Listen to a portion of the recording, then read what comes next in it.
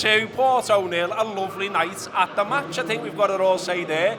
It was, pitched as the dead rubber, pitched as the pointless game, pitched previously as the group of death as well. Well, group of death my arse, and dead rubber my arse, because it was a great night, it was a lovely night, it was a nice night to be at the match. And I've got George with me, got Steve with me, and George, loads of positives, wasn't there? Not least an absolutely worldy of a goal from Thiago. Yeah, I mean, there were really loads of positives. I mean, not just Thiago's goal, but his performance overall. I think he was sumptuous on the ball, the way he spread it, the way he moved it around. His vision is second to none, and it's really positive being able to see that, because he's come back from a bit of time out, and you wonder how long it's going to take for him to re-establish himself in a team, but he took no time at all, and he capped it off with that wonderful finish tonight. I mean, I was fortunate enough to be directly behind it when he hit it, and he hit it with this sweeping fade with his right foot that was just, as soon as he hit it, you knew it was going to bend into that far corner, and it was absolutely lovely to see.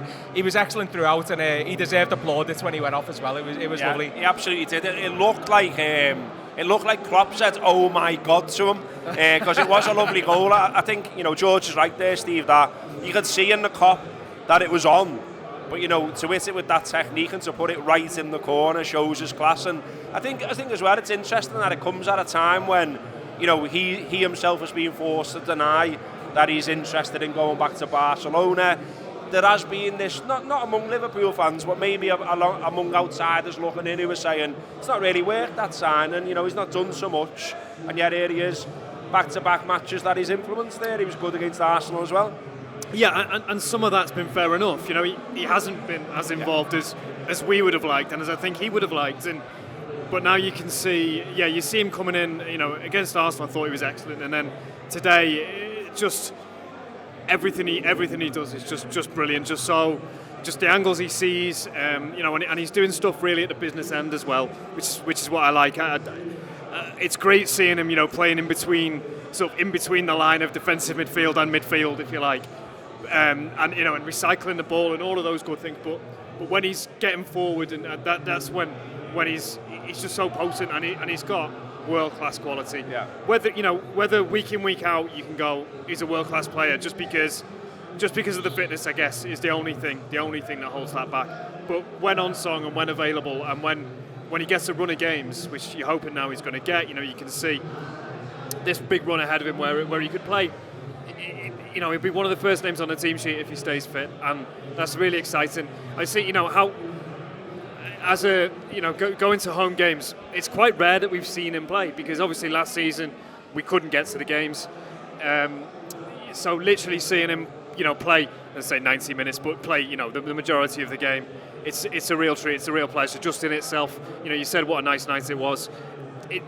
It is, it's the oldest cliche in the book, but he is worth the admission money alone. Yeah, when you see a player of that quality. I literally used the same cliche, Steve. Sent a message to me mate saying that goal was worth the admission fee alone.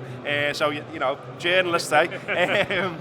I mean, we mentioned before that in general, it was a good night, and it was a good night. I mean, I don't know about your group. We're all in like different groups pre-match, talking among our mates, and I'm sure we've all got a moaner. And a moaner in everyone's WhatsApp groups going, look at that side, it's far too strong, what if they all get injured or something? And it's worked out sound though, hasn't it? And I think I think having seen Jurgen's press conference yesterday, I thought he was going to try and strike a balance between playing experienced players, because I think I don't know which journalist it was, but someone asked him a question about whether he regretted playing Jota in the game against Midtjylland last year.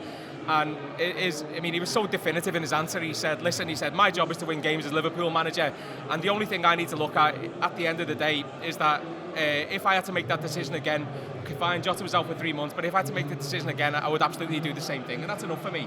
You'll always get cry-asses, and you'll always get people who come and find the negative or the cloud to every silver lining.